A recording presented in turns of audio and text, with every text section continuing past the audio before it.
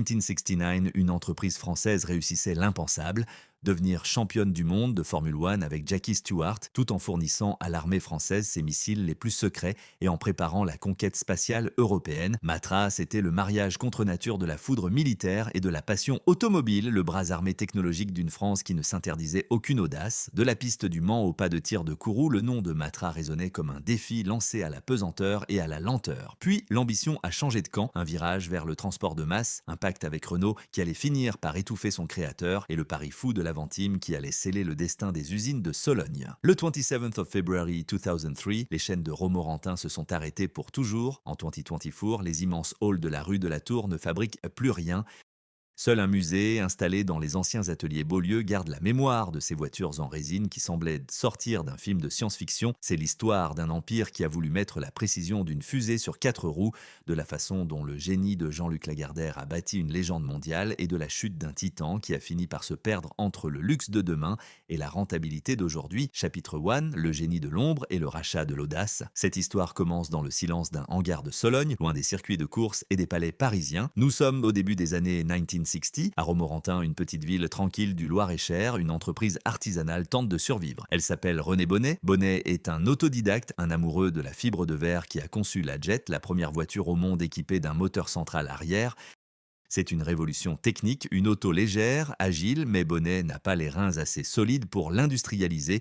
L'entreprise est au bord du gouffre, c'est ici qu'intervient l'homme qui va transformer ce petit atelier provincial en un empire technologique mondial. Jean-Luc Lagardère est né le 30th of October 1928 à Aubier, dans le Gers, ingénieur de Supélec. Il a déjà fait ses preuves chez Dassault. En 1963, il était nommé directeur général de Matra, Mécanique Aviation Traction, une société spécialisée dans l'aéronautique et l'armement. Matra fabrique des lance-roquettes et des missiles, mais Lagardère s'ennuie dans le confort des contrats d'État. Il veut que le nom de Matra soit connu du grand public. Il lui faut une vitrine, un objet qui symbolise la vitesse et la modernité. En octobre 1964, Matra rachète l'entreprise de René Bonnet. Le missile et la voiture de sport partagent désormais le même toit. Le choix de Romorantin n'est pas seulement une question d'opportunité. La Sologne offre une main-d'œuvre fidèle, des terrains vastes et une discrétion indispensable pour les activités militaires de la marque. Le siège social reste à Vélizy, près de Paris, mais le cœur battant de la production sera Berrichon. Les ingénieurs de l'armement, habitués au calcul de trajectoire et à la résistance des matériaux pour les missiles R530, descendent à Romorantin pour épauler les mécaniciens. C'est une greffe improbable, le savoir-faire des fusées appliqué à la tôle et à la résine. L'objectif de Lagardère est clair, la course automobile doit être pour Matra ce que la guerre est pour les militaires, le banc d'essai ultime. Le premier produit de cette alliance est la Matra Jet 5. Sous une carrosserie profilée en plastique, on trouve un châssis-poutre et un moteur de Renault 8 Major. C'est une voiture d'initié. Mais Lagardère voit plus grand, il veut gagner au Mans et en Formule 1. Pour cela, il lui faut un moteur, un vrai. En 1967, grâce à une subvention de l'État de 6 millions de francs accordée par le général de Gaulle, Matra lance le développement de son propre V12. C'est la naissance d'un moteur de légende dont le hurlement métallique deviendra la signature sonore de la marque. Le génie militaire se met au service de la gloire sportive. L'ambiance à Romorantin au milieu des années 60 est celle d'un laboratoire permanent. Dans les usines de la rue de la Tour, on ne se contente pas de monter des voitures, on invente des processus. Le travail de la fibre de verre et du polyester, cette carrosserie impossible que les constructeurs traditionnels boudent, car trop lente à produire, devient la spécialité de Matra. Un jeune ouvrier arrivant pour sa première équipe passait le portail et pénétrait dans un monde qui sentait la résine fraîche, l'acétone et l'huile chaude. Le bruit n'était pas celui des presses hydrauliques géantes de chez Peugeot, mais celui plus fin des ponceuses et des ajusteurs. On façonnait chaque voiture comme on façonne le nez d'un missile. Le savoir-faire de Matra tenait dans cette agilité. On passait du prototype de course à la voiture de série avec une fluidité déconcertante. Les ingénieurs comme Jean-Louis Cossin ou Philippe Guédon apprenaient à composer avec des budgets serrés mais une liberté créative totale. Travailler chez Matra, c'était avoir l'impression de construire le futur de la France. On n'était pas de simples métallos, on était les artisans de la high-tech gaulienne. Le sentiment d'appartenance était soudé par les succès en compétition. Quand Matra gagnait sur un circuit, c'est toute la Sologne qui bombait le torse. Pourtant, malgré l'éclat des trophées, la fragilité structurelle de l'Empire était déjà là. Matra Automobile était une petite structure au sein d'un immense conglomérat aéronautique. Chaque modèle devait prouver sa rentabilité face au profit massif de la division défense. Lagardère, en chef d'orchestre génial, maintenait l'équilibre, mais le marché automobile allait bientôt exiger des volumes que Romorantin n'était pas prêt à fournir seul. La diversification était une nécessité vitale. En 1967, Matra lance la M530, une voiture de sport pour les copains, décalée avec son moteur Ford V4 et sa ligne anguleuse. C'est le premier signe d'une volonté de sortir du créneau puriste pour toucher une clientèle plus large. Le sommet de 1969, le titre de champion du monde des constructeurs en F1, marque l'apogée de cette première ère. Matra est sur le toit du monde. On imagine déjà la marque devenir un Porsche à la française. Mais Lagardère, qui voit toujours 3 coups d'avance, sait que la gloire sportive est éphémère. Il cherche déjà le prochain concept impossible, celui qui va transformer Matra en un constructeur de masse. Il ne sait pas encore que ce projet s'appellera l'espace et qu'il sera à la fois la plus grande réussite et le début du piège fatal pour ses usines. À son apogée, le site de Romorantin occupe des dizaines de milliers de mètres carrés. Ce n'est pas un site unique, c'est une ville dans la ville. L'usine sud, l'usine nord, le centre de style, un archipel industriel que l'on parcourt à vélo d'un atelier à l'autre. L'architecture est fonctionnelle, des hangars de briques et de métal typiques du 20th century, mais à l'intérieur, c'est la NASA française. Les bureaux d'études dessinent des fusées Europa et des satellites diamant à quelques mètres de là où l'on ajuste les soupapes des moteurs de course. Cette intrication entre le spatial et l'automobile est le secret de la culture Matra. L'exigence absolue du ciel appliquée à la terre. Avec ses filiales, le groupe emploie plus de 3000 personnes en Sologne. 3000 salaires qui font vivre les commerces du centre-ville, les écoles et les clubs de sport. Matra n'est pas seulement un employeur, c'est l'institution qui définit l'espace et le temps de Romorantin. Quand l'usine tourne en 2/8, c'est toute la ville qui change de rythme à 6 heures du matin et à 14 hours, les familles sont Matra, de père en fils. On entre à l'école professionnelle de l'usine, on en sort technicien, on finit chef d'atelier. La transmission du métier de la résine et du composite est un secret local, une compétence que personne d'autre en France ne maîtrise à cette échelle. Mais en 1973, le premier choc pétrolier frappe de plein fouet l'industrie du rêve, les voitures de sport deviennent suspectes. Le V12 de Matra, gourmand et bruyant, semble soudain anachronique, la marque doit se réinventer ou mourir. C'est ici que Philippe Guédon, l'ingénieur en chef, va avoir une intuition qui changera le paysage des routes européennes. Il regarde vers les États-Unis et voit les premiers Vans. Il imagine une voiture totale capable d'emmener une famille entière avec le confort d'une berline. C'est le projet P16, l'ancêtre de l'espace. Mais Peugeot, alors partenaire de Matra après le rachat de Chrysler Europe, refuse le projet. C'est une baignoire à roulettes, disent les dirigeants de Sochaux. Ils vont commettre l'erreur du siècle. Le sommet de 1974 n'est pas un record de vente. C'est le moment où Matra choisit son destin. Lagardère décide de porter le projet de voiture familiale ailleurs. Il frappe à la porte de Renault. Le géant de Billancourt accepte le pari. Matra fabriquera, Renault vendra. C'est un contrat de vie pour Romorantin, mais c'est aussi un contrat de dépendance. Matra abandonne son nom pour se fondre dans le réseau aux losanges. La chute ne sera pas celle d'une usine qui s'arrête, mais celle d'une identité qui s'efface. Chapitre après chapitre, le grand dépeçage de la marque commence et le silence des bureaux d'études de Vélizy est le bruit de fond de cette métamorphose. À la fin des années 70, l'inventaire de la mutation est clos. Matra Sport s'est retiré de la compétition, laissant derrière lui 3 victoires consécutives au Mans. On ne cherche plus à battre Ferrari, on cherche à inventer le monospace. Les ingénieurs qui rêvaient d'orbite spatiale dessinent désormais des sièges modulables et des haillons en plastique. La chute d'Alstom Energy était une agonie judiciaire. Celle de Matra sera une lente dissolution créative. Mais avant que l'histoire ne se termine, le succès phénoménal de l'espace va donner à Romorantin une décennie de gloire insolente, un sursis doré avant le désastre final de l'Aventime. Le linceul de résine est prêt et il a la couleur des voitures du futur. Si vous aviez pu survoler la Sologne à la fin des années 1970, vous auriez vu un spectacle étrange. Au milieu des forêts denses et des étangs brumeux, l'usine de Romorantin ressemblait à une enclave de science-fiction. Sous les toits de briques rouges, on ne fabriquait plus seulement des missiles R-55 au Magic ou des têtes chercheuses pour l'armée. On façonnait des silhouettes que personne n'avait encore l'habitude de croiser sur les routes de France. Des voitures au nom de fauves et de cités antiques, Bagheera, Murena, Rancho. Le sommet de 1969, ce titre mondial en Formule 1, avait laissé place à une ambition plus terre-à-terre mais tout aussi révolutionnaire, transformer l'artisanat de luxe en une industrie de niche capable de bousculer les géants de Billancourt et de Sochaux. Matra Automobile, sous l'impulsion de Philippe Guédon, était devenu le laboratoire des idées que les autres constructeurs jugeaient trop risquées. C'est l'histoire d'une décennie où l'Empire a inventé le futur de l'automobile européenne entre 2 couches de résine et 3 victoires au Mans. Tout commence par une contrainte technique transformée en coup de génie ergonomique. En 1973, Matra lance la Bagheera. Pour Philippe Guédon, le cahier des charges est un casse-tête. Comment loger 3 adultes dans une voiture de sport compacte sans sacrifier l'aérodynamique? La réponse vient de sa propre observation des usages. Dans les coupés traditionnels, la place centrale est toujours sacrifiée. Guédon décide de mettre les 3 passagers de front. C'est la naissance de la Bagheera, une panthère de plastique aux yeux escamotables. L'ambiance dans les ateliers de Romorantin change. On n'assemble plus des châssis poutres artisanaux, mais des structures monocoques habillées de panneaux en composite. Le succès est immédiat. 47,802 exemplaires sortiront des chaînes. Pour Matra, c'est la preuve que l'on peut vendre du rêve à grande échelle sans renoncer à sa différence. Mais derrière le succès commercial de la Bagheera, une autre révolution se prépare dans l'ombre du bureau d'études. Philippe Guédon sent que le marché de la voiture de sport est fragile, soumis aux humeurs de l'OPEP. Il regarde la France profonde, celle des chasseurs de Sologne et des familles qui partent en week-end avec des bagages encombrants. En 1977, il lance la Matra Simca Rancho. Pour les experts de l'époque, c'est une aberration. La Rancho est construite sur une base de Simca 1100 VF2, une fourgonnette de livreur, mais elle est habillée comme un baroudeur du désert. Elle a l'allure d'un Range Rover, mais elle ne possède que 2 roues motrices. On l'appelle dédaigneusement le 4x4 des trottoirs.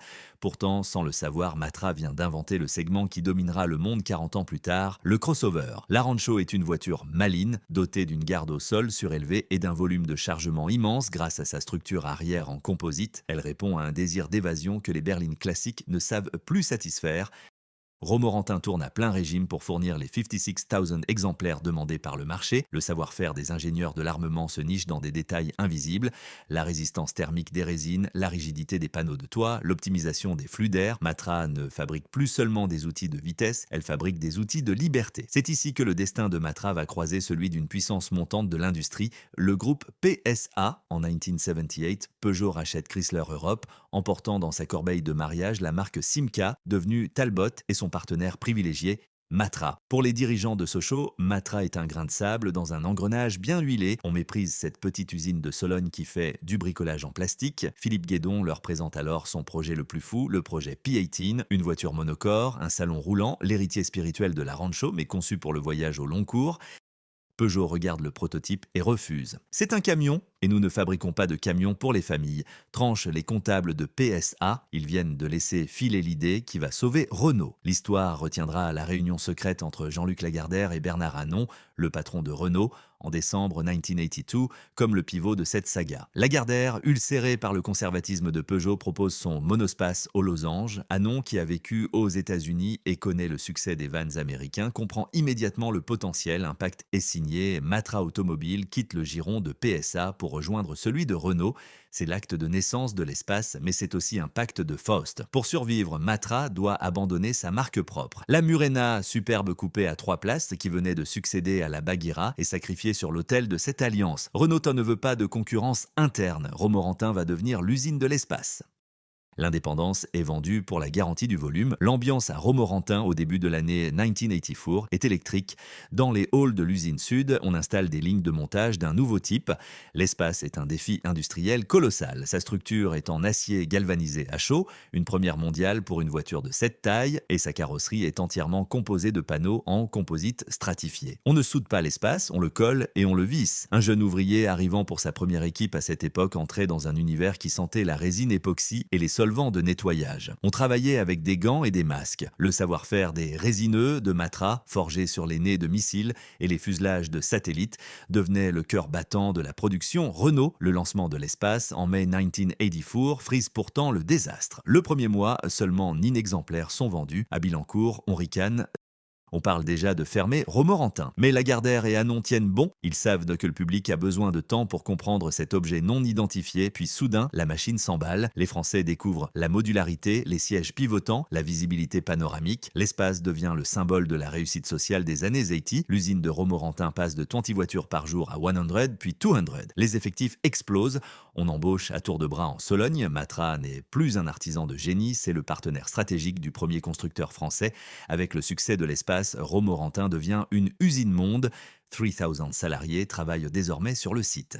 Les bénéfices de la branche automobile permettent à Jean-Luc Lagardère de financer ses autres ambitions, les médias, l'édition, le rachat d'Hachette. Matra est le joyau technologique d'un conglomérat qui ne cesse de grandir, mais cette prospérité cache une dépendance mortelle. 100% du chiffre d'affaires de l'usine de Romorantin dépend désormais d'un seul client, Renault. La marque Matra a disparu des calandres, ne subsistant que sur une petite plaque discrète à l'arrière des voitures. Le créateur est devenu le sous-traitant. Le sommet de 1988, année où Renault et Matra célèbrent le 200,000th Airspace, est le point le plus haut de cette deuxième ère. On imagine déjà que l'alliance durera toujours. Les ingénieurs de Matra, dirigés par Guédon, préparent déjà l'espace tout. Ils se sentent invincibles. Ils ont prouvé à Peugeot qu'ils avaient raison. Ils ont transformé une baignoire en plastique en icône nationale. Mais dans les couloirs de Renault, une nouvelle génération de dirigeants arrive. Des hommes qui voient d'un mauvais œil les marges généreuses que Lagardère encaisse sur chaque monospace produit en Sologne. Ils commencent à se demander pourquoi Renault ne fabriquerait pas l'espace lui-même dans ses propres usines de tôle classique une fois que la technologie sera stabilisée. L'histoire de ce déclin programmé est celle d'un savoir-faire qui s'est rendu trop indispensable pour rester indépendant. Matra a appris à Renault comment faire du composite, comment gérer la modularité, comment inventer des segments. Une fois la leçon apprise, le maître devient encombrant. Le sommet de 1988 n'était pas un pic, c'était le début d'un compte à rebours. Et quand on regarde en arrière, ces chaînes de montage où l'on découpait la résine avec la précision d'un missile ressemble moins à un triomphe qu'à une prison dorée dont les clés étaient déjà à Boulogne-Billancourt. À la fin des années 80, l'inventaire de la puissance est complet. Matra Espace règne sur l'Europe. Les concurrents, de Chrysler à Volkswagen, tentent de copier la formule. Romorantin est le centre de gravité de l'innovation automobile française. Mais les fissures sont là, invisibles sous la laque brillante des carrosseries. Jean-Luc Lagardère est de plus en plus accaparé par ses batailles dans les médias et la défense. Il délègue la gestion de l'automobile à des techniciens, certes brillants, mais qui n'ont pas son poids politique. La chute de Matra ne sera pas une faillite brutale comme celle d'Alstom, ce sera une éviction méthodique orchestrée par son partenaire. Mais avant que le silence ne s'installe, Matra va tenter un dernier pari, une dernière voiture impossible pour prouver qu'elle est encore capable de devancer le monde. Le projet s'appelle l'Avantime et il sera le linceul de l'Empire. Si vous aviez poussé la porte du centre de style de Matra à Vélizy, au début des années 1990, vous auriez été saisi par une atmosphère de toute puissance. Dans ce bâtiment discret des Yvelines, à quelques encablures du siège de PSA et des centres de recherche de Renault, l'ingénierie française vivait ses dernières années d'insouciance. On n'y dessinait pas seulement des voitures, on y sculptait des manifestes technologiques. Le sommet de 1988, avec le succès de l'espace, n'était qu'un début. Pour Jean-Luc Lagardère, Matra était devenu une marque monde, un conglomérat capable de marier l'infiniment lointain avec les satellites de Matra Marconi Space et l'infiniment proche avec le monospace familial. À cette époque, le carnet de commandes de Romorantin était plein pour 10 ans, mais derrière les sourires de façade lors des salons de Genève ou de Francfort, un vent glacial commençait à souffler depuis le siège de Renault. Le partenaire des jours difficiles commençait à se sentir à l'étroit dans son alliance avec le génie Berrichon. C'est l'histoire d'une décennie où Matra a cru que son avance technologique la rendait immortelle, ignorant que son propre succès était en train de forger les armes de son exécution. Le tournant des années 90 est marqué par une accélération frénétique. En 1991, Matra lance l'espace tout, plus aérodynamique, plus luxueux. Il écrase la concurrence européenne. Pour Philippe Guédon, l'homme qui a imposé le concept à Renault, c'est la consécration. Mais l'ambition de Matra ne s'arrête pas à la modularité des sièges. Pour célébrer les 10 ans de l'Alliance et les succès de Renault en Formule 1, Matra réalise en 1994 un coup d'éclat qui reste gravé dans la mémoire de tous les passionnés, l'espace F1, un châssis de carbone, une carrosserie de monospace élargie et surtout le moteur V10 de la Williams-Renault, championne du monde de Prost et Senna, hurlant à 800 chevaux. C'est un projet fou, inutile, magnifique, c'est la signature Matra, mettre un moteur de course dans une voiture de maman. Quand Éric Bernard fait hurler le V10 sur la piste du Castellet, c'est toute l'intelligence de Romorantin qui hurle au monde « Nous sommes les seuls à pouvoir faire cela ». Mais pendant que les caméras filment l'espace F1 dans les bureaux feutrés de Boulogne-Billancourt, Louis Schweitzer, qui a succédé à Raymond Lévy à la tête de Renault en 1992, commence à compter. Schweitzer est un homme de rigueur, un gestionnaire formé aux meilleures écoles de l'État. Pour lui, Matra est une anomalie économique. Le contrat qui lie les deux entreprises est ce que l'on appelle en économie une rente de situation. Renault m'a fourni les moteurs, le réseau et le marketing. Matra conçoit et assemble. À chaque espace vendu, Renault verse une marge importante à Lagardère. En 1996, avec le lancement de l'Espace 3, le sommet absolu de la gamme avec sa planche de bord centrale digitale et son habitacle de jet privé, le monospace représente une part gigantesque des profits de Renault. Schweitzer pose alors la question fatale. Pourquoi continuer à payer Matra alors que nous pourrions fabriquer l'espace nous-mêmes dans nos propres usines en tôle classique? L'ambiance à Romorantin au milieu des années 90 est pourtant celle d'un bastion industriel inattaquable. Les 3 usines de la rue de la Tour tournent en 3/8, 3000 salariés, 6 indres d'intérimaires. La ville de Romorantin vit dans l'opulence de l'espace. On y construit des quartiers neufs pour les cadres venus de Paris. On y fête chaque nouveau record de production. Le savoir-faire des résineux, ces ouvriers capables de manipuler le composite comme de la soie, est devenu une légende ouvrière. Un jeune ingénieur arrivant pour sa première équipe en 1995 passait le portail avec le sentiment d'entrer dans la NASA française. Le bruit des ponceuses pneumatiques et l'odeur entêtante du styrène étaient les parfums de la réussite. On travaillait sur l'Espace Tree, le projet P52, avec la certitude que Matra était l'âme créative de Renault. C'est ici que se joue le drame de la spécialisation. Matra Automobile était devenu le champion mondial du composite stratifié. Cette technologie permettait de créer des formes complexes, impossibles, en acier et de gagner du poids. Mais elle avait un défaut, elle était lente. Le cycle de moulage d'une pièce en résine se compte en minutes, là où une presse hydraulique emboutit une aile en acier en quelques secondes. Pour Renault, qui voulait transformer l'espace d'un véhicule de niche en un produit de masse mondiale, le composite était devenu un goulot d'étranglement. Louis Schweitzer décide alors secrètement que l'Espace Four sera une voiture en acier produite à Sandouville, dans l'usine historique des grandes berlines Renault. Le couperet tombe en 1996. Renault annonce à Matra qu'il reprendra la production de l'Espace à l'échéance du modèle actuel.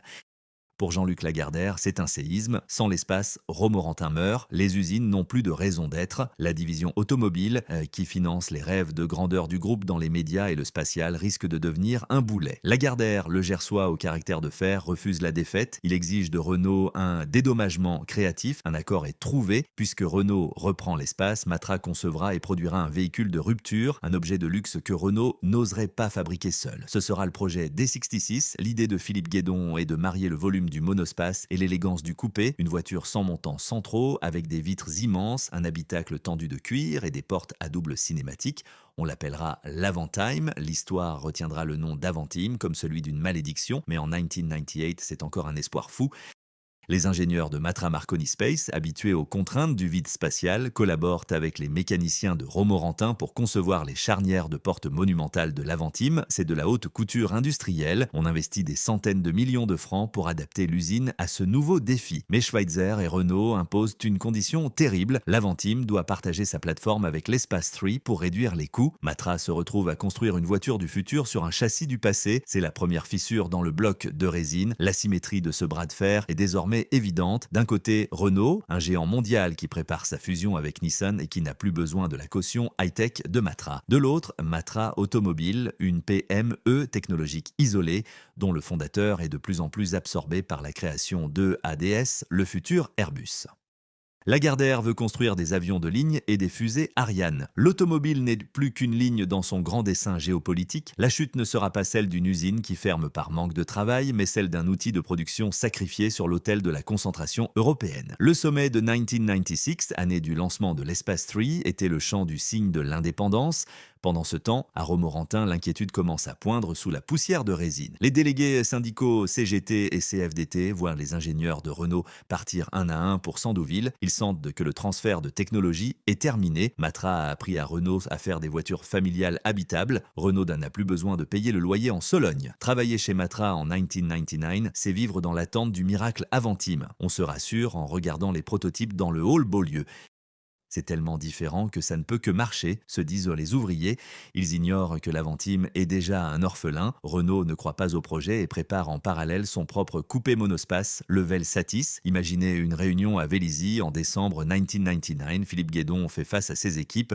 Il sait que le pari est total. L'Espace 3 se vend encore à 100,000 exemplaires par an, mais la fin est à programmer pour 2002. Si l'Avantime ne séduit pas au moins 20,000 acheteurs par an, Romorantin s'effondre. Le savoir-faire des fusées, appliqué à une voiture de luxe sans montant de toit, rencontre alors sa limite la plus brutale, la fiabilité. Les vitres immenses vibrent, les portes pèsent un poids mortel pour les charnières, la mise au point est un calvaire. Matra, l'empire de la précision, commence à s'épuiser sur un objet que personne n'a demandé. Le déclin de Matra n'est pas le résultat d'une paresse ouvrière ou d'un manque d'innovation. C'est la conséquence d'une trahison de partenaires. Renault a utilisé Matra comme un laboratoire de recherche et développement à ciel ouvert pendant 20 ans. Une fois le monospace devenu une commodité industrielle banale, le Losange a repris ses billes, laissant à Lagardère un jouet brisé et une usine de 3000 personnes sans avenir. Le sommet de 1996 n'était pas un record, c'était un adieu différé. Et quand on regarde en arrière, les images de l'espace F1 hurlant sur la piste ressemblent c'est moins à une démonstration de force qu'au cri d'un monde qui se savait condamné par la froide logique des plateformes mondiales. À la fin de l'année 1999, l'inventaire de la dépossession est en cours. Matra Marconi Space fusionne avec DASA pour devenir Astrium EADS et sur les fonds baptismaux, Jean-Luc Lagardère est devenu l'homme le plus puissant de l'industrie européenne. Mais dans son empire, la branche automobile n'est plus qu'un petit point qui clignote sur le radar. À Romorantin, on continue de fabriquer des Espace Tree avec une qualité jamais vue, comme pour prouver une dernière fois sa valeur, mais le silence des bureaux d'études de Renault était le bruit de fond d'une éviction actée. Le linceul de résine a désormais un nom de projet, le passage à l'acier, mais avant que l'histoire ne s'arrête, l'Avantime va enfin sortir des chaînes, portant sur ses larges épaules le poids d'un empire en sursis. Un sursis qui va durer exactement 460 jours. Le 27th of February 2003, une atmosphère de deuil régnait dans les bureaux de direction de Matra Automobile à Vélizy. Ce jour-là, le verdict que tout le monde redoutait depuis des mois est tombé comme un couperet de guillotine. Matra annonce la fermeture définitive de son usine de Romorantin. Quelques semaines plus tard, le 14th of March, un autre séisme frappe l'Empire. Jean-Luc Lagardère meurt subitement à Paris, à l'âge de 74 ans, des suites d'une intervention chirurgicale banale. En moins d'un mois, Matra perd ses bras et son cerveau. Le sommet de 1996 est définitivement enterré sous les décombres d'un Paris industriel qui a tourné au cauchemar. Pour les ouvriers de Sologne, c'était le jour où la France avait décidé que le génie automobile n'avait plus le droit à l'erreur. L'empire des fusées et des voitures impossibles venait de s'écraser contre le mur de la rentabilité froide, laissant derrière lui 3000 salariés et un objet non identifié qui allait devenir le symbole de ce naufrage, l'Avantime. Le calvaire de l'Avantime fut un chef-d'œuvre de désynchronisation industriel, présenté en grande pompe au Salon de Genève en 1999 comme le coupe-espace du 21st century. L'engin ne sortira des chaînes de Romorantin qu'en septembre 2001, 2 ans de retard, 2 ans pendant lesquels les ingénieurs de Matra ont lutté contre les lois de la physique. Le toit en verre immense sans montants latéraux imposait des renforts de structure en acier à haute limite élastique que la résine peinait à recouvrir. Les portes à double cinématique, joyau du bureau d'études Berrichon, pesaient 50 kg chacune et exigeaient un réglage au millimètre pour ne pas s'affaisser. C'était de la lutherie technologique, pas de l'automobile de série. Pendant ce temps, Renault, le partenaire, lançait sa propre Velsatis, une berline haute qui chassait sur les mêmes terres de luxe. L'Avantime était un orphelin avant même d'avoir été vendu. L'exécution commerciale de la transaction fut un désastre. En 2001, quand l'Avantime arrive enfin dans les concessions, il est déjà daté. Ses moteurs sont ceux de l'Espace 3, alors que l'Espace Four en acier s'apprête à sortir. Renault, occupé par son alliance avec Nissan, ne fait aucun effort marketing. Les vendeurs du Losange, déroutés par cette voiture qui ressemble à un vaisseau spatial mais n'a que 2 portes, la dénigrent. C'est une Matra, pas une Renault, disent-ils aux clients. Les chiffres tombent. Brutto, Matra espérait en vendre 80 par jour pour équilibrer l'usine de Romorantin. La cadence plafonne à 15. Le linceul de verre est en train d'étouffer son créateur. Pendant que les stocks d'Avantime s'accumulaient sur les parkings de Sologne, une vie d'homme servait de dernier rempart à l'édifice. Jean-Luc Lagardère était le parrain d'Alstom et de Matra. Son poids politique à l'Élysée et ses amitiés avec les puissants lui permettaient d'imposer ses vues à Renault. Mais à la fin de l'année 2002, Lagardère est affaibli, accaparé par la naissance de ADS, dont il est le coprésident fondateur. Pour lui, l'automobile n'est plus qu'une nostalgie de jeunesse. Il laisse Arnaud Lagardère, son fils et héritier, gérer le dossier. Le message envoyé par la nouvelle génération est limpide. Nous sommes un groupe de médias, pas de mécanique. L'automobile est mise en vente, mais personne ne veut racheter une usine qui perd tant millions d'euros par mois. L'ambiance à Romorantin en ce début d'année 2003 était celle d'une ville occupée par le doute. Les panneaux Matra commençaient à s'écailler. Les ouvriers voyaient les lignes de montage de l'Espace 3 s'arrêter définitivement en septembre 2002. Sandouville prenait le relais pour l'Espace Four. Romorantin ne vivait plus que pour l'Avantime. Travailler sur ce coupé n'était plus une fierté, c'était un sursis. Le savoir-faire des résineux, ce geste si précis hérité de l'armurerie, était désormais une charge fixe insupportable. Un jeune ouvrier arrivant pour sa dernière équipe en 2003 passait le portail et pénétrait dans un monde où l'odeur de résine était devenue celle du sapin. On assemblait les derniers exemplaires, les séries Privilèges, avec le sentiment d'écrire l'épitaphe d'un empire, mais c'est sur le terrain de la transition technologique que la trahison allait devenir la plus flagrante. Matra Automobile n'avait pas seulement l'Aventim dans ses cartons. Elle travaillait sur le projet M72, une voiture légère, une sorte de buggy moderne et accessible. Pour revenir aux sources de la voiture des copains, le projet était prêt, l'outillage était commandé, mais Renault refuse de distribuer le véhicule. On craint que Matra ne redevienne un constructeur indépendant. Le cynisme de Boulogne venait de l'emporter sur l'audace de Romorantin. On a utilisé Matra pour inventer le monospace, on l'a essoré pour le composite, et une fois le citron pressé, on refuse de le laisser planter son propre arbre. En coulisses, la mise à mort stratégique était totale. Jean-Luc Lagardère, l'homme du Mans et de la F1, n'est plus là pour taper sur la table. Son décès, le 14th of March 2003, prive Matra de son dernier avocat. Pour Arnaud Lagardère, la fermeture de Romorantin est une simple opération de nettoyage de bilan. On licencie 2400 personnes en un jour. La Sologne est en état de choc. On n'avait jamais vu une telle catastrophe sociale dans la région. Matra possédait des secrets technologiques, des brevets sur la pile à combustible et la voiture électrique avec le projet MS, Matra Sport. Mais tout cela est mis sous l'éteignoir. La France renonçait à être l'architecte de la mobilité de demain pour épargner quelques dividendes aux actionnaires d'Hachette. L'histoire retiendra la cérémonie improvisée du 27 février 2003 comme le moment où l'illusion du progrès s'est dissipée. Dans les ateliers de la rue de la Tour, les ouvriers ont cessé le travail, ils ont allumé des feux de bidon devant les grilles, pas de cris, pas de larmes spectaculaires, juste un silence de plomb. Ils réalisaient que leur savoir-faire, cette intelligence de la main qui savait transformer un fût de résine en une championne du monde, était devenue obsolète dans le monde des banquiers. Matra Automobile allait disparaître, laissant la marque de sport au groupe Lagardère pour vendre des vélos électriques chinois et des bagages de luxe. La trahison n'était pas seulement managériale, elle était identitaire. Le déclin de Matra, désormais orpheline de son créateur, devenait une réalité physique. Les usines de Romorantin étaient scindées, une partie vendue pour l'activité maintenance, le reste abandonné aux herbes folles. Au bureau d'études de Vélizy, on ne disait plus « nous allons conquérir le monde », on disait « nous allons solder les comptes ». Le sentiment d'appartenance se fissurait sous la pression des audits de sortie. La culture de l'ingénieur aventurier était remplacée par celle du liquidateur amiable. On vendait les archives, on dispersait les moules, on numérisait les derniers brevets pour s'assurer que l'américain ou l'allemand ne puisse pas les récupérer. La chute n'était pas une faillite industrielle classique, c'était un sabordage ordonné depuis Paris. Imaginez un ingénieur belfortain ou toulousain regardant les infos en mars 2003. Il voyait la fin de Matra comme l'annonce de sa propre fragilité. Si l'empire Lagardère, le géant des médias et de la défense, n'était pas capable de sauver son usine de Sologne, qui le ferait pour les autres? La turbine Arabelle d'Alstom ou l'oiseau blanc du Concorde partageaient le même destin que la Murena ou la Bagheera, des bijoux de famille bradés au moment où ils devenaient un peu trop compliqués à porter. Le sommet de 2013 for Alstom ou celui de 1996 for Matra étaient des mirages. Le déclin était inscrit dans la géométrie même des alliances industrielles françaises.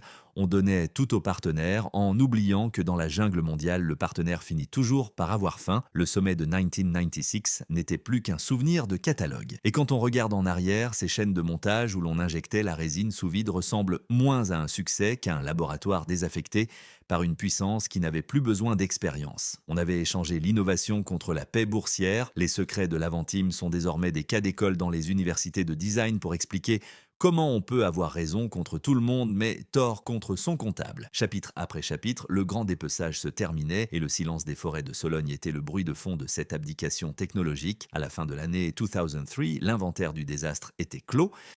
Les usines de Romorantin changèrent d'enseigne ou fermèrent leurs volets. Dans les rues de la ville, on ne croisait plus de prototypes camouflés. Le piège de l'Aventim s'était refermé et le linceul de verre signé par Louis Schweitzer et Arnaud Lagardère était désormais le seul souvenir de ce qui fut l'élite de la route. Un souvenir amer, car dans la guerre économique moderne, le génie ne protège de rien si l'on n'a pas le courage de son audace jusqu'au bout. La souveraineté technologique de la France était amputée d'un bras et le linceul de résine avait désormais l'odeur de la poussière. Si vous aviez marché dans la rue de la Tour à Romorantin au matin du 28th of February 2003, vous auriez ressenti un froid qui n'avait rien à voir avec la météo du Loir-et-Cher. Ce n'était pas le givre de Sologne, mais le gel définitif d'une industrie. La veille, les dernières presses s'étaient tues. Le sifflement des visseuses pneumatiques.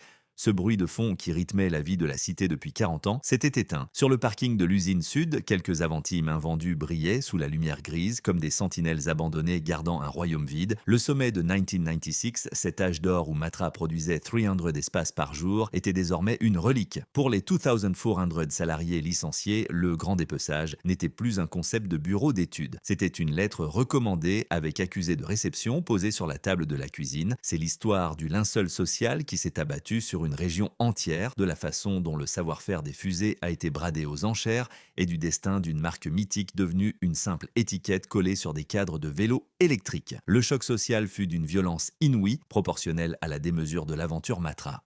Romorantin-Lantenaet, sous-préfecture de 18 000 habitants, perdait en un jour son poumon vital. Pour chaque emploi supprimé chez Matra, on estimait que 2 à 3 emplois disparaissaient chez les sous-traitants locaux, électriciens, logisticiens, restaurateurs. La famille Matra, ce tissu humain soudé par 3 générations de défis techniques, se fragmentait sous la pression de la cellule de reclassement. Un ancien de la ligne Espace témoignera plus tard avec une amertume qui ne s'efface pas. Matra, c'était notre identité. On ne disait pas qu'on travaillait à l'usine, on disait qu'on était chez Matra. Quand ils ont fermé, c'est comme si on nous avait retiré notre nom de famille. La chute de Matra n'était pas seulement une ligne rouge dans le bilan du groupe Lagardère, c'était l'effacement d'un monde. Pendant que les syndicats négociaient les primes de départ dans une ambiance de veillée funèbre, l'inventaire des actifs commençait dans la froideur des tableurs. Ce qui fut l'élite de l'ingénierie automobile française fut dispersé à la découpe. Le centre d'ingénierie de Vélizy, ce cerveau où étaient nés la Bagheera et l'Avantim, fut vendu en septembre 2003 au carrossier italien Pininfarina. Les 120 ingénieurs et techniciens restants passaient sous pavillon turinois, emportant avec eux des décennies de secrets sur le travail des matériaux composites. La France cédait son laboratoire d'idées impossibles au moment précis où le design devenait la clé du marché mondial. L'Empire perdait sa tête, laissant le corps de Romorantin Gésir dans l'ombre des hangars. À Romorantin, justement, l'heure était au nettoyage des sites.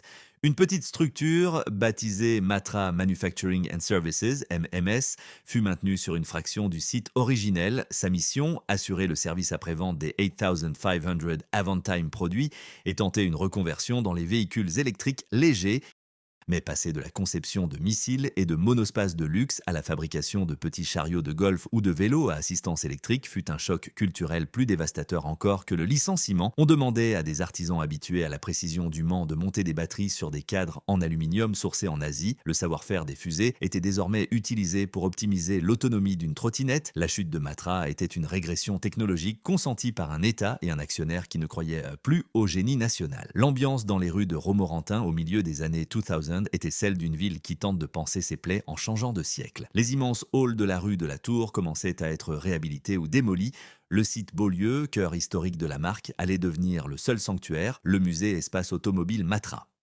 Inauguré dans sa forme moderne en 2002, juste avant le séisme, il devenait le dépositaire d'une mémoire que la ville refusait de voir disparaître. On y exposait la MS-80 de Jackie Stewart, les prototypes du projet P-72 et l'espèce F1. Les anciens ouvriers venaient y promener leurs petits-enfants le dimanche, pointant du doigt un châssis ou une calandre en disant « ça c'est moi qui l'ai ajusté ». Le musée n'était pas un lieu de célébration, c'était une tombe magnifique, la seule trace visible d'une souveraineté évaporée. C'est ici que se joue la dégradation symbolique du nom. Arnaud Lagardère, fidèle à sa stratégie de recentrage sur les médias et le sport, décida de transformer Matra en une marque de lifestyle. Le nom qui avait fait trembler Ferrari au Mans était désormais loué sous licence pour des produits dérivés. En 2004, Matra Sport lançait sa gamme de vélos électriques. Sur le papier, c'était une intuition pionnière. Dans la réalité, c'était l'aveu final de l'abandon de l'automobile. Matra n'était plus un constructeur, c'était un logo prestigieux, certes, mais vidé de sa substance industrielle. On ne vendait plus de la trajectoire, on vendait de la nostalgie assistée par batterie. La marque de Sologne suivait le destin du Minitel, un objet culte réduit à une note de bas de page dans l'histoire de la consommation. L'asymétrie entre la gloire passée et la réalité présente devenait chaque jour plus cruelle. Pendant que le groupe Lagardère s'enfonçait dans les guerres de succession et les crises de gouvernance, à Paris, Romorantin luttait pour ne pas devenir une ville fantôme. Les projets de reconversion se succédaient. Pôle logistique, zone d'activité tertiaire, centre de formation, mais aucun ne parvenait à remplacer les 3000 salaires de Matra. L'intelligence belfortaine d'Alstom avait été rachetée par EDF pour sauver le nucléaire. L'intelligence toulousaine du Concorde s'était diluée dans Airbus. Mais l'intelligence berrichonne de Matra, elle, n'avait pas de parrain à l'Élysée. On l'a laissée mourir dans le silence des forêts, comme si la France avait honte d'avoir été trop audacieuse avec cette résine qui ne plaisait pas aux comptables. Imaginez une réunion chez Matra Manufacturing and Services en 2005. Les ingénieurs travaillent sur le projet GEM, une petite voiture électrique urbaine. Ils ont gardé les réflexes de Matra, châssis innovant, modularité, design décalé, mais ils n'ont plus de réseau de distribution, plus de budget marketing et plus de soutien de Renault. Le Losange, de son côté, lançait sa propre offensive électrique avec la Zoé quelques années plus tard, ignorant totalement les recherches menées en Sologne. La chute de Matra a été le manuel de la déconnexion française. On possédait les brevets, on possédait les hommes, mais on ne possédait plus la volonté de commander. L'Empire était devenu une colonie de ses propres erreurs passées. Le déclin de cette aventure industrielle est résumé par le destin des outillages de l'Avantime. Ces moules complexes, ces gabarits de soudure laser qui avaient coûté des centaines de millions d'euros furent vendus au poids de la ferraille ou détruits pour ne pas encombrer les hangars. Une partie des archives techniques fut numérisée, mais le secret de la main, ce savoir-faire du collage des composites que Philippe Guédon avait porté au sommet, disparut avec les départs à la retraite. Un savoir-faire qui, 10 ans plus tard, ferait la fortune de constructeurs comme Tesla ou McLaren, mais que la France avait jugé non rentable à Romorantin. La chute n'était pas une fatalité du marché, c'était une démission de l'imaginaire. Le sommet de 1996 n'était plus qu'un mirage de catalogue, et quand on regarde en arrière, ces chaînes de montage où l'on assemblait l'espace Tree avec une rigueur de montre suisse ressemblent moins à un succès qu'à un sursis que Renault avait accordé à Matra avant de reprendre les clés du monospace. On avait échangé l'indépendance contre le volume, et quand le volume s'est tari avec l'échec de l'Avantime, il ne restait plus rien. Chapitre après chapitre, le grand dépeçage se transformait en une agonie géographique. Romorantin restait la cité de Matra, mais une cité qui n'avait plus de roi, seulement un musée pour pleurer ses souvenirs. À la fin de l'année 2005, l'inventaire de la transition était clos. Matra Manufacturing and Services tentait de survivre dans un marché de niche, loin de la fureur des circuits. Dans les ateliers Beaulieu, les visiteurs s'extasiaient devant le V12 exposé sous globe, un moteur magnifique, pur, puissant, mais qui ne faisait plus vibrer les murs de l'usine. Le linceul de résine était désormais recouvert par une couche de vernis muséal. Mais avant que l'histoire ne s'achève, la marque Matra allait encore changer de main, passant de l'Empire Lagardère à des investisseurs cherchant à capitaliser sur le prestige du passé pour vendre un futur électrique qui n'avait de Matra que le nom. Le silence de la Sologne était désormais interrompu par le sifflement discret des moteurs électriques chinois portant un badge français. L'ultime ironie était en marche. Si vous quittez les forêts de Sologne pour vous diriger vers le nord-ouest jusqu'au rivage de la Manche, vous finirez par atteindre la zone d'activité Neptune 2 à Saint-Lô. C'est ici, dans un bâtiment de 4000 mètres carrés inauguré en 2015, que s'est joué le dernier acte de la transplantation de Matra. À première vue, le site est exemplaire, des lignes d'assemblage claires, des techniciens en blouse logotypés et des rangées de vélos à assistance électrique prêts pour l'expédition. Mais derrière cette vitrine du renouveau industriel, l'atmosphère est celle d'une dépossession, car en 2014, le groupe Lagardère a fini par débrancher le dernier lien qui reliait Matra à son sol originel. L'activité Matra Manufacturing and Services, l'héritière de l'usine de Romorantin, a été cédée au groupe EasyBike, une jeune entreprise dirigée par Grégory Trébaol. Le sommet de 1996 est désormais un fossile. Matra n'est plus un empire de l'acier et de la résine, c'est une marque nomade, un actif immatériel que l'on déplace de région en région au gré des subventions et des effets d'annonce. C'est l'histoire de l'effacement final de l'identité industrielle au profit du pur marketing, de la façon dont le nom des fusées est devenu une étiquette sur des cadres venus d'Asie et du silence définitif qui s'est abattu sur Romorantin quand le dernier bureau d'études a plié bagage. Le rachat de 2014 fut un chef-d'œuvre de discrétion managériale. Pour Arnaud Lagardère, Matra Automobile n'était plus qu'une ombre encombrante, un vestige de l'ère paternelle qui ne cadrait plus avec son ambition de devenir un leader mondial des médias et de l'édition. Le prix de la cession de la branche mobilité légère n'a jamais été rendu public, signe en soi que la valeur de l'outil industriel était devenue dérisoire face au prestige du nom. Grégory Trébaol, entrepreneur audacieux né en 1978, l'année même où Peugeot condamnait l'espace en Sologne, se présentait comme le sauveur du Made in France. Il promettait de relocaliser la production de vélos électriques de la Chine vers la Normandie, mais ce sauvetage allait sceller le divorce géographique. Pour que Matra survive, elle devait quitter Romorantin. Le déracinement fut brutal pour les derniers gardiens du temple. En 2015, les activités de production restées à Romorantin furent définitivement transférées à Saint-Lô. Les derniers techniciens Berrichon, ceux qui avaient assuré la maintenance des Aventimes et les recherches sur les batteries, se virent de proposer de traverser la France pour garder leur emploi. Peu acceptèrent. Le savoir-faire des fusées, déjà dilué par 10 ans de crise, se heurtait à la réalité de la logistique moderne.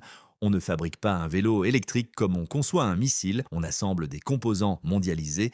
Les moteurs venaient de chez Bosch en Allemagne ou de chez Yamaha au Japon, les cellules de batterie de Corée et les cadres d'usines géantes de Taïwan. Matra, le constructeur qui avait défié le monde avec son propre V12, n'était plus qu'un intégrateur de technologies étrangères. L'ambiance à Saint-Lô, au milieu des années 2010, était pourtant portée par le discours du redressement productif. Arnaud Montebourg, alors ministre de l'économie, voyait dans ce transfert une victoire symbolique. On inaugurait l'usine de Normandie avec les caméras de télévision, célébrant le retour de l'industrie sur le sol national, mais à Romorantin, le silence de la rue de la Tour devenait assourdissant. Les immenses halls vides étaient rachetés par des entreprises de transport ou de stockage de granulés de bois. L'intelligence de la Sologne, cette capacité à inventer des voitures impossibles, s'était évaporée. On avait gardé le nom, on avait gardé le logo au petit damier, mais on avait perdu l'âme. Travailler chez Matra Easy Bike en 2016, c'était faire partie d'une aventure commerciale, pas d'une épopée technologique. C'est ici que se joue la dégradation finale de la substance. Matra Automobile avait été bâti sur l'exigence de la performance pure. À Saint-Lô, l'exigence était devenue celle de la marge commerciale. La gamme de vélos Matra, e-Flow, iStep était élégante et robuste, mais elle n'apportait plus cette rupture qui était la signature de la marque. Le projet M72, cette voiture légère qui devait révolutionner la ville, fut définitivement enterré. Les brevets sur l'hydrogène et les piles à combustible, jadis fierté du bureau d'études MMS, dormaient dans des dossiers que les nouveaux propriétaires n'avaient pas les moyens d'ouvrir. L'empire de Lagardère avait tout misé sur la tête, l'empire de Trébaol ne possédait plus que le nom, la chute n'était plus une faillite, c'était une zombification. Imaginez un ancien ingénieur de Matra Sports visitant l'usine de Saint-Lô en 2018. Il cherche désespérément un point commun entre les lignes de vélos urbains et les monocoques en carbone de Jackie Stewart. Il ne trouve rien sinon le logo. Le savoir-faire belfortin d'Alstom avait été racheté par EDF pour son caractère critique. Le savoir-faire de Matra, lui, a été traité comme une licence de marque au même titre qu'un parfum ou une ligne de vêtements. C'est la tragédie du capitalisme français de cette décennie. On a cru que l'on pouvait vendre le patrimoine industriel tout en gardant l'image. Mais l'image finit toujours par se flétrir quand elle n'est plus irriguée par la création réelle. L'asymétrie de ce déclin est frappante. Pendant que Matra Automobile devenait une ligne de produits de plein air, le groupe Lagardère lui-même se fragmentait. La division défense et espace fusionnée dans Airbus ne voulait plus entendre parler de l'automobile. Pour les nouveaux dirigeants toulousains, Matra était une erreur de jeunesse, une anomalie berrichonne qu'il fallait oublier. On a méthodiquement nettoyé les archives. Les moules de la Bagheera et de la Rancho, qui avaient échappé à la destruction en 2003, furent dispersés entre des clubs de collectionneurs et des ferrailleurs. L'Empire n'avait plus de centre de gravité. La chute de Matra était la fin d'une cohérence gaulienne où l'on pensait que tout était lié, le ciel, la terre et la gloire. À la fin de l'année 2019, l'inventaire du déclin boursier frappe Easy Bike. L'entreprise, malgré son dynamisme, peine à équilibrer ses comptes face à la concurrence chinoise et néerlandaise. Les ambitions de devenir le Matra du 21st Century se heurtent à la fragilité financière du groupe. Le site de Saint-Lô entre à son tour dans une zone de turbulence. On réalise alors que la marque Matra, séparée de son outil industriel massif et de son soutien d'État, est vulnérable. Elle ne possède plus de bouclier. Elle est devenue un nom que l'on peut acheter et revendre une fois de plus, comme un bibelot précieux mais inutile. Le sommet de 1996 est désormais si loin que les jeunes employés de Normandie ignorent souvent que leur marque a un jour gagné au Mans. Le déclin de Matra n'est pas le résultat d'une mauvaise qualité de fabrication. Les vélos de Saint-Lô sont de bons produits, et c'est le résultat d'une chute de statut. On est passé de l'architecte du futur au revendeur de mobilité. La turbine Arabelle d'Alstom ou l'oiseau blanc du Concorde étaient des victimes de la géopolitique. Matra est une victime de la banalisation. On a transformé une fusée en bicyclette en expliquant que c'était la modernité. Mais la modernité de Jean-Luc Lagardère, c'était de faire ce que les autres ne savaient pas faire. La modernité d'Easy Bike, c'était de faire ce que tout le monde faisait déjà, mais avec un plus beau logo. Aujourd'hui, à Romorantin, le bâtiment de la rue de la Tour porte encore les traces des enseignes arrachées. Le quartier a été reconverti en pôle d'activité de la Tour, accueillant des artisans, des petites industries locales et des services administratifs. C'est un lieu vivant, utile, mais qui n'a plus d'horizon mondial. Le savoir-faire des composites a disparu de la ville, remplacé par des métiers plus classiques. Le linceul de résine a été déchiré pour laisser place à la gestion quotidienne d'une sous-préfecture de province. La France a gagné en tranquillité ce qu'elle a perdu en audace. À la fin de l'année 2020, le silence est revenu sur les bureaux d'études. Matra n'est plus qu'une marque parmi d'autres dans le portefeuille d'EasyBike, aux côtés de Solex, une autre gloire déchue, et de Mobiki. L'empire des fusées s'est réduit à un catalogue de mobilité urbaine. On ne prépare plus la conquête spatiale. On prépare le prochain modèle pour les pistes cyclables de Paris, mais avant de clore cette épopée, il nous reste à explorer le destin du dernier sanctuaire, le musée de Romorantin, car c'est là, entre deux moteurs V12 silencieux, que se cache la vérité sur ce que nous avons perdu en laissant mourir Matra. Le linceul est en velours, mais il a le poids de l'oubli. Si vous vous arrêtez aujourd'hui au 17 rue des Capucins, à Romorantin, vous ne ferez pas face à une usine en activité, mais à une archive de métal et de verre. C'est ici, dans les anciens ateliers Beaulieu, des bâtiments de briques rouges restaurés avec une élégance sobre, que s'est réfugié le dernier souffle de l'Empire. Le musée Espace Automobile Matra n'est pas seulement une collection de voitures, c'est le linceul de velours d'une souveraineté technologique que la France a choisi de muséifier plutôt que de défendre. À l'intérieur, sous les spots halogènes, les V12 hurlants de Jackie Stewart et d'Henry Pescarolo se sont tus, figés dans une immobilité éternelle. Le sommet de 1996, cet âge d'or où Romorantin était le centre de gravité du monospace mondial, n'est plus qu'une série de plaques explicatives que les touristes lisent avec une curiosité polie.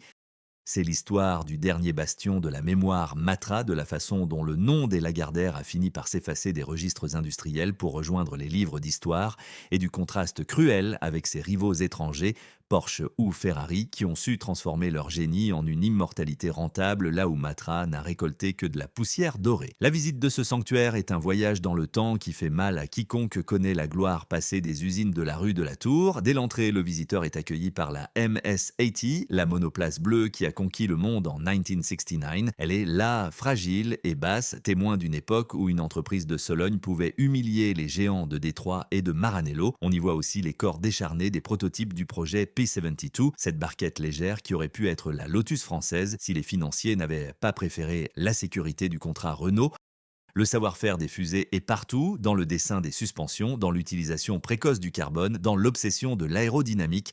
Mais ce qui frappe le plus, c'est le silence, un silence qui résonne comme un reproche adressé à ceux qui, à Paris ou à Boulogne-Billancourt, ont décidé un jour que ce génie-là coûtait trop cher. Le déclin symbolique de Matra est intimement lié à la chute de la maison Lagardère elle-même.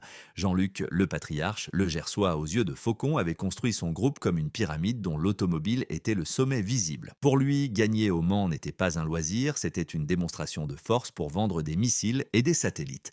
Mais après sa mort brutale en 2003, l'Empire est entré dans une ère de liquidation lente. Arnaud Lagardère, son fils, a entrepris de démanteler pièce par pièce l'œuvre paternelle. Les médias ont été vendus, l'édition a été cédée et la branche technologique a été diluée dans les méandres d'Airbus. En 2024, le groupe Lagardère n'est plus qu'une filiale de Vivendi sous le contrôle de Vincent Bolloré. Le nom même de Matra a disparu des organigrammes du pouvoir. Le titan de Sologne a été dévoré par la finance parisienne, ne laissant derrière lui que ce musée municipal pour pleurer son audace perdue. L'asymétrie avec les concurrents historiques est alors flagrante. Pourquoi Ferrari, Porsche ou même Lotus sont-ils toujours des empires vivants alors que Matra est une relique? La réponse se cache dans les choix stratégiques des années 80. Ferrari a gardé son indépendance de création en protégeant son usine de Maranello, même sous l'ombre de Fiat. Porsche a su industrialiser son exclusivité. Matra, elle, a commis l'erreur fatale de se lier corps et âme à un seul partenaire, Renault. En acceptant de devenir l'usine de l'espace, Matra a troqué son nom contre des volumes de production. Elle a appris à Renault comment inventer des voitures impossibles. Et une fois le savoir-faire transféré, elle est devenue inutile. La chute de Matra est le manuel de ce qu'il ne faut plus jamais faire en industrie, céder sa marque pour payer son outil de travail. Les larmes des anciens ouvriers belfortins d'Alstom devant le rachat par GE trouvent ici leur écho. On ne vend pas son âme en espérant que l'acheteur nous la rendra une fois le contrat rempli. Pendant que les visiteurs déambulent entre les rangées de Baguira et de Murena, l'ambiance dans les anciens bureaux d'études de Vélizy est désormais celle du tertiaire anonyme. L'intelligence de la résine, cette capacité à mouler des formes que l'acier refusait, est devenue une compétence fantôme. Si Renault domine aujourd'hui le marché du véhicule électrique, c'est en partie grâce aux recherches menées par Matra sur le projet Zoom ou sur les premières batteries au lithium dans les années 90, mais le nom de Matra a été soigneusement effacé de cette lignée. Le losange célèbre sa propre inventivité, oubliant que l'espace, l'Arancho et l'Aventime furent les laboratoires d'un monde dont il ne voulait pas au départ. Travailler sur une Peugeot ou une Renault en 2024, c'est utiliser des concepts inventés rue de la Tour, mais sans jamais prononcer le mot interdit. Matra, le déclin de cette aventure est aussi résumé par le destin tragique du projet M72. Cette petite voiture urbaine, exposée au musée dans sa livrée jaune vif, devait être le salut de Romorantin après l'arrêt de l'espace. Elle était légère, économique, fun. Elle préfigurait avec 20 ans d'avance les nouveaux modes de mobilité partagés. Tout était prêt, les moules, les fournisseurs, les précommandes. Mais Arnaud Lagardère a refusé d'injecter les 50 millions d'euros nécessaires au lancement, préférant solder l'activité automobile pour acheter des radios et des magazines. On a sacrifié une révolution industrielle pour une stratégie de communication. Le linceul de résine a été recouvert par un linceul de papier glacé. Le génie technique a été vaincu par la peur du risque boursier. L'ambiance à Romorantin au début des années 2020 est celle d'une résilience silencieuse. La ville ne vit plus de Matra, mais elle vit avec Matra. L'association des anciens, les amis du musée, entretient les véhicules avec une dévotion quasi religieuse.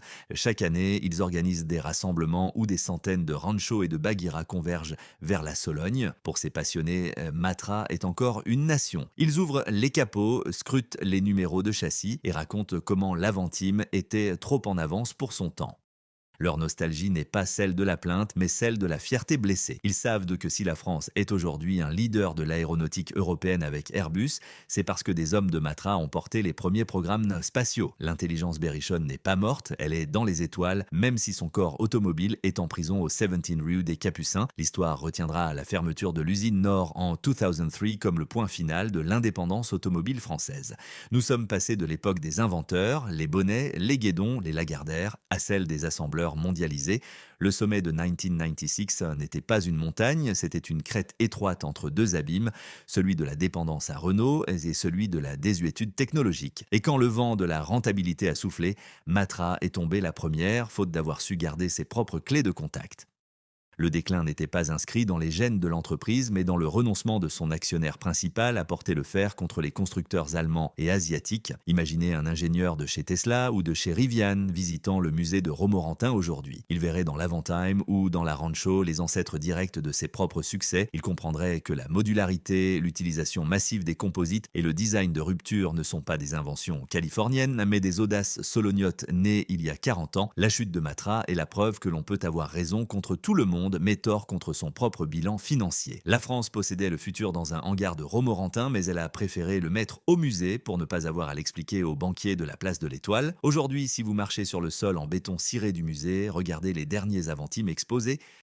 Ils semblent prêts à s'élancer, leurs portes démesurées ouvertes comme des ailes d'oiseaux. Ils sont les derniers représentants d'un empire qui a voulu marier la terre et le ciel. Les 14 millions de machines de motobécane sont devenues des sacs de luxe. Les 7 millions de vélos Solex sont devenus des terrains de tennis. Et les voitures Matra sont devenues des sculptures immobiles. Le plus grand empire automobile de niche mondiale a disparu du paysage industriel français comme on éteint la lumière dans une chambre d'enfant une fois les rêves terminés. On a gardé les jouets, mais on a renvoyé les constructeurs. À la fin de l'année 2024, le silence est total sur le site de la tour. Les herbes folles ont fini par percer le goudron des parkings où s'alignaient jadis les espaces par milliers.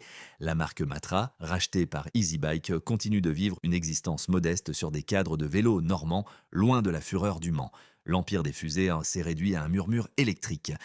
Mais avant de clore définitivement cette saga, il nous reste un dernier chapitre, celui du bilan de ce qui reste vraiment de Matra dans la France d'aujourd'hui. Car si les usines sont mortes, l'esprit de Romorantin s'est infiltré dans des lieux que vous fréquentez tous les jours sans le savoir. Le linceul est en acier, mais il brille encore de mille feux sous le soleil de l'histoire. Si vous quittez aujourd'hui le petit sanctuaire de Romorantin pour vous diriger vers le sud, jusqu'aux cathédrales de verre de Toulouse-Blagnac, vous ferez face au siège mondial d'Airbus, au milieu des halls d'assemblage de l'A350 et des bureaux d'études d'Ariane Group. Le nom de Matra n'apparaît plus sur aucune façade. Il a été méthodiquement gommé, lissé par des décennies de fusion, de rebranding et de rationalisation managériale. Pourtant, Matra est partout.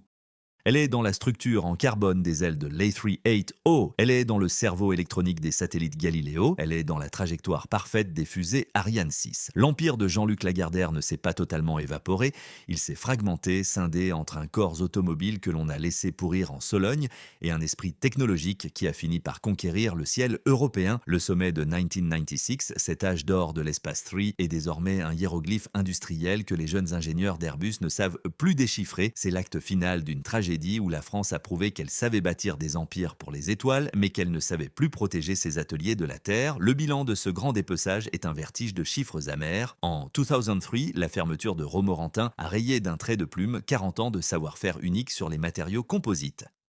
On a licencié 2400 personnes pour économiser le prix d'un lancement de magazine chez Hachette. Depuis, la ville de Romorantin-Lanthenay a perdu près de 50% de sa population active. Les commerces de la rue de la Résistance, là où les cadres de Matra dépensaient jadis leurs primes du Mans, ont pour beaucoup baissé le rideau. La symétrie est cruelle. Pendant que le pôle aéronautique toulousain devenait le premier exportateur de France, le pôle automobile Sologno sombrait dans l'oubli. La France a sauvé le cerveau de Matra en l'intégrant dans Airbus, mais elle a sacrifié son cœur ouvrier, estimant que la résine et l'acier n'étaient plus des enjeux souverains. Le destin de la marque elle-même est le stigmate le plus brûlant de cette défaite. En 2024, après le rachat du groupe Lagardère par Vivendi, le nom de Matra appartient désormais à l'univers de Vincent Bolloré. Pour les nouveaux maîtres de Paris, Matra n'est plus une épopée, c'est une ligne de propriété intellectuelle. Le logo au petit damier, jadis symbole de la foudre sur circuit, sert aujourd'hui à vendre des produits dérivés de mobilité urbaine. On est passé de l'inventeur du monospace à l'assembleur de trottinettes. C'est la zombification finale d'une icône. Le corps industriel a été enterré à Romorantin, mais l'ombre de la marque continue d'errer dans les rayons des magasins de sport, vidé de sa substance technique, de son V12 et de son panache. On exploite la nostalgie pour masquer l'absence de création. Pourtant, dans l'ombre des bureaux d'études des constructeurs de la Silicon Valley, l'héritage de Matra est une source d'inspiration secrète. Lorsque Elon Musk parle de voitures conçues comme des fusées ou lorsque Rivian invente de nouveaux segments de véhicules lifestyle, ils ne font que redécouvrir les intuitions de Philippe Guédon. La Rancho était le premier SUV, l'espace était le premier salon roulant, l'Avantime était la première tentative de luxe architectural. Le savoir-faire des voitures impossibles n'est pas mort, il a simplement changé de langue. La chute de Matra est la preuve qu'avoir raison trop tôt est parfois le chemin le plus court vers la ruine. La France possédait le logiciel de l'automobile du 21st century dans un hangar du Loir-et-Cher, mais elle a préféré suivre les tableurs de Renault qui dictaient le retour au conservatisme de l'acier. L'ambiance à Romorantin en ce soir d'automne 2024 est au recueillement. Le musée Matra ferme ses portes à 18 hours, les lumières s'éteignent sur la MS670 victorieuse au Mans. Le silence qui s'installe alors n'est pas celui d'une fin de journée, mais celui d'un monde qui n'a plus d'héritier. Les derniers ouvriers de l'époque Lagardère sont aujourd'hui à la retraite. Ils se retrouvent au Café de la Paix pour parler de l'épaisseur des carrosseries en polyester et des réglages du V12. Pour eux, le grand dépeçage n'a jamais cessé. Chaque fois qu'ils voient un nouveau modèle de SUV électrique étranger sur la route, ils y reconnaissent un morceau de leur propre passé qu'on leur a volé. Leur amertume est le bruit de fond de la Sologne, celle d'un pays qui a confondu la gestion d'un conglomérat avec la défense d'un génie national. L'historien des techniques résumera cette affaire comme le sacrifice de l'audace berrichonne sur l'autel de la finance parisienne. Alstom a été amputé par la justice américaine. Matra a été liquidé par son propre actionnaire, pressé de devenir un magnate des médias. De chute, un même constat, l'incapacité de l'État français à maintenir une cohérence entre ses ambitions militaires et ses capacités industrielles civiles. On a utilisé Matra pour bâtir la défense de la France, puis on l'a jeté une fois que les fusées étaient prêtes, oubliant que l'automobile était le poumon qui permettait aux ingénieurs de garder les pieds sur terre. Le sommet de 1996 n'était pas une montagne, c'était une bulle de savon que la mort de Jean-Luc Lagardère a fait éclater. Aujourd'hui, si vous marchez sur les terrains vagues de la rue de la Tour, vous sentirez peut-être cette odeur de résine et d'huile chaude qui refuse de quitter les sols pollués. Vous verrez les structures métalliques des anciens ateliers sud, désormais occupés par des entrepôts de logistique banale. Regardez bien les façades. Par endroits, sous la peinture grise, on devine encore l'ombre des lettres géantes qui formaient le nom Matra. C'est la peau d'un empire qui s'écaille. La France a gagné Airbus, elle a gagné la souveraineté des cieux, mais elle a perdu le secret du vent de dos permanent appliqué à la route. Elle a perdu cette capacité à dire au monde « Nous allons construire cette voiture parce qu'elle est impossible ». L'empire de Matra, bâti par des génies comme Bonnet et des visionnaires comme Lagardère, s'est évaporé dans le ciel de la mondialisation tertiaire. Les 14 millions de machines de motobécane sont devenues des sacs de luxe, les 7 millions de vélos Solex sont devenus des terrains de tennis et les voitures Matra sont devenues des fantômes en résine. Le plus grand empire de l'innovation automobile française a disparu du paysage mondial comme on coupe le contact d'un moteur de course à la fin d'un tour d'honneur. On a gardé les coupes de champagne, on a gardé les photos sur les podiums, mais on a envoyé les mécaniciens à Pôle emploi. Le déclin de cette aventure est celui d'une nation qui a cru que la marque suffisait à remplacer l'usine. Le rachat par EasyBike ou par Vivendi n'est qu'un épilogue administratif. La réalité, c'est que la France ne sait plus forger ses propres rêves mécaniques. Elle les achète désormais sur catalogue ailleurs, en oubliant que chaque espace qui sortait de Romorantin portait en lui une part de l'indépendance nationale. Le silence qui règne aujourd'hui dans les allées du musée quand les touristes sont partis est celui d'une conscience qui s'éteint. Le linceul de résine a fini par recouvrir toute la Sologne. Aujourd'hui, partout en France, dans les garages poussiéreux et les granges oubliées, des milliers de Bagheera au châssis rouillé et de Rancho au plastique passé attendent un propriétaire qui ne viendra plus. Elles sont les reliques d'un temps où nous étions les premiers à oser. Le ciel est redevenu l'affaire des satellites anonymes et la route est devenue le royaume des plateformes partagées. L'oiseau de feu m'a tracé tue et avec lui une certaine manière d'être français, celle qui consistait à mettre la précision d'une fusée sur 4 roues juste pour le plaisir de voir la surprise dans le regard des autres. Le dernier Avantime est sorti de chaîne il y a plus de 20 ans et depuis, la France a appris la prudence. Mais dans le silence des forêts de Romorantin, si l'on tend l'oreille un soir de grand vent, on croit encore entendre le hurlement du V12, comme le cri d'un empire qui refuse de mourir tout à fait, tant qu'il restera un seul homme pour se souvenir que l'impossible n'était, jadis, qu'un projet Matra.